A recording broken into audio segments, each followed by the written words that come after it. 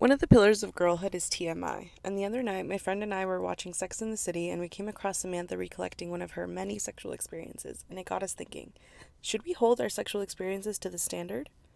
One of the sexual myths that we thought we should talk about is the idea that if you're having sex, penetration is required. And while penetrative sex is a type of sexual experience, it is not the only sexual experience there is to be had. It is important to recognize that sexual experiences can vary greatly, both from person to person and also throughout one's lifetime. Young people should feel empowered to explore their sexuality safely and consensually while prioritizing their well being and pleasure. The problem is, exploring that sexual freedom can feel a little intimidating.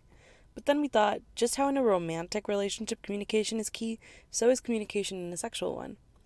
There is such a strong stigma around pleasure, but just like all other aspects of sexual health, you are entitled to sexual pleasure.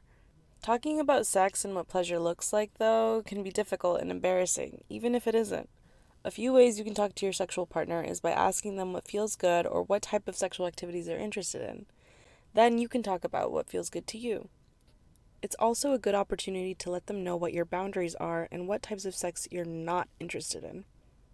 Considering the stigma associated with premarital sex and the moral panic that accompanies conversations about young people's, particularly young women's sexuality, talking with your sexual partner and making sure you find mutual ground on how to approach your sexuality is super important to ensure a pleasurable sexual experience and overall positive sexual health.